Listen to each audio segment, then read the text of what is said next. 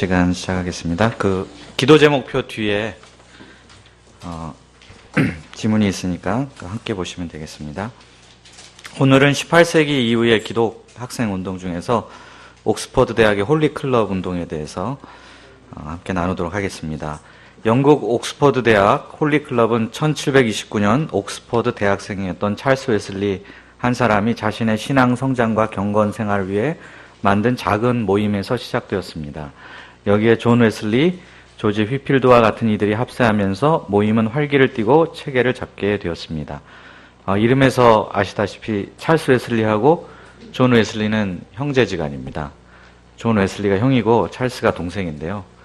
이거 관련해서 유명한 이야기 있죠. 존 웨슬리의 어머니 수잔나 웨슬리가 자녀를 19명을 낳았습니다. 근데 그 중에 존 웨슬리가 15번째 아들이에요. 그래서 또 그 동생은 또 찰스고, 만약에 이제 수잔 웨슬리가 자녀를 14명만 낳았다면, 인류 역사는 달라졌을 것이다. 그런 말이 있습니다. 근데 더 재밌는 사실은, 어머니 수잔 웨슬리는, 그러니까 할아버지죠. 외할아버지. 수잔 웨슬리의 부모님이 25명의 아이를 낳았습니다. 그 중에 25번째가 수잔 웨슬리입니다. 막내였어요. 네. 많이 낳는 게 좋은 것 같아요. 네, 계속하겠습니다.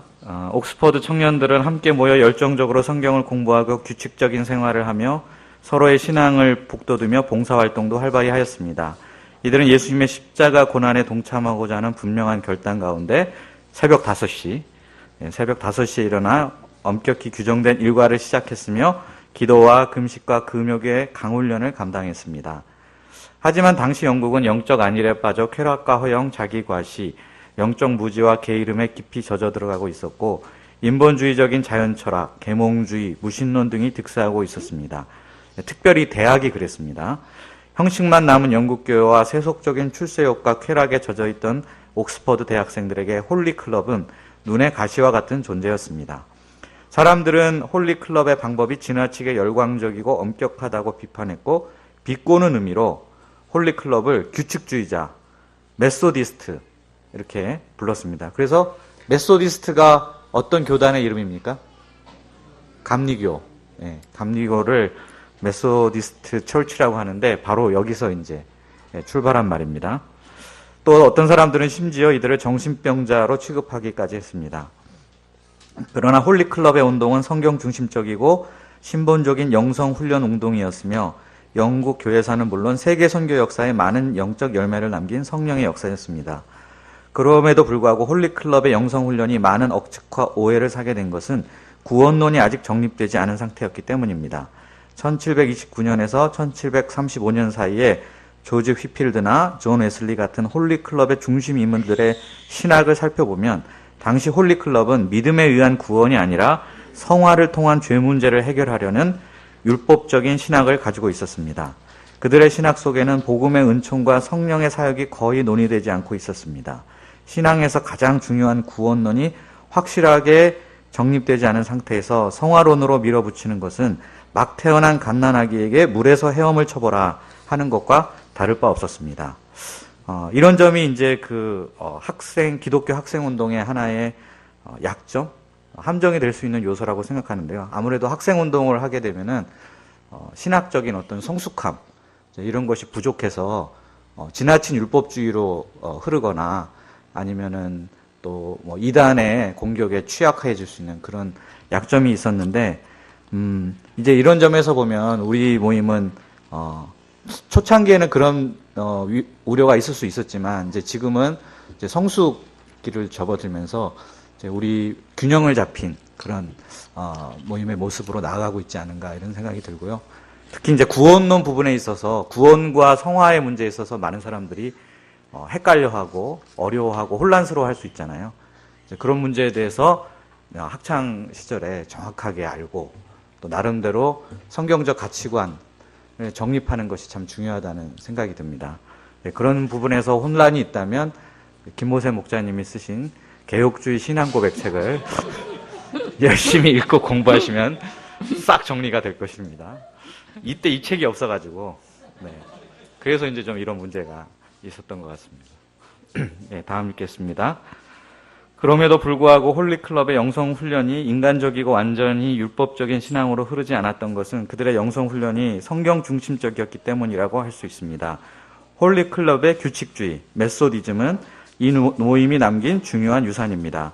홀리클럽이 영성훈련을 통하여 구원을 받은 것은 아니지만 홀리클럽의 그 규칙주의는 그들이 일생 하나님께 순종하며 십자가를 지고 갈 수 있는 비결이 되었습니다.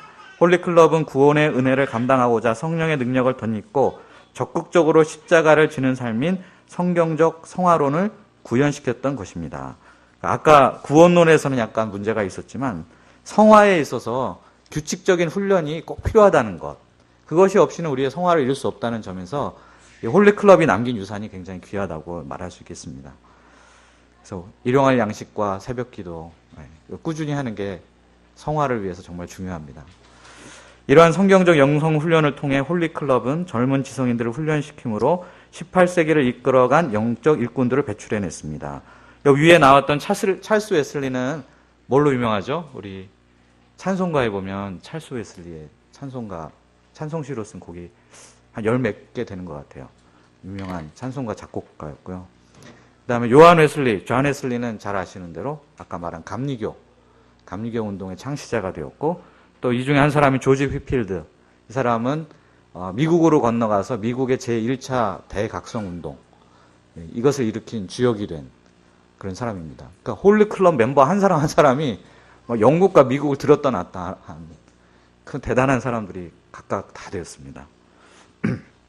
또한 홀리클럽은 복음에 기초한 범위 내에서 적극적으로 사회 참여 활동을 펼쳐 감옥 개량, 빈민구율, 병원과 학교 설립, 노예제 폐지 등에 힘썼습니다. 그래서 이와 관련된 논문들이 많이 나와 있는데요. 그 감리교 운동과 영국의 사회개혁과 어떤 관련이 있는가. 그래서 감리교는 그저 영혼 구원에만 힘쓴 것이 아니고 실질적으로 당시 영국 사회의 여러 가지 병폐들, 불의들 이런 것을 고쳐나가는데도 굉장히 힘을 기울였거든요. 그래서 이 옥스포드 대학에서 일어났던 홀리클럽이라는 기독 학생 운동, 대학생 선교 운동이 좀 교회를 또 변화시키고 더 나아가서 한 사회를 변화시킨 놀라운 힘을 발휘했던 것을 우리는 발견할 수 있습니다. 우리 모임이 그와 같은 모임으로 쓰임받을 수 있기를 기도합니다. 네, 기도하겠습니다. 주님 감사합니다. 오늘 홀리클럽 통해서 한 시대 정말 귀한 영적 일꾼들을 배출해내고 또 한 사회를 변화시켰던 홀리클럽 운동의 가치와 중요성에 대해서 배웠습니다. 우리 아나함 일부의 학생회 학생 목자님들이 정말 이 예수님 안에서 성경적인 또 영적인 모임을 이루고 이를 통해서 또 이 시대를 감당할 영적인 일꾼들로 성장하실 수 있도록 도와주시옵기를 간절히 기도합니다. 예수님의 이름으로 기도합니다. 아멘.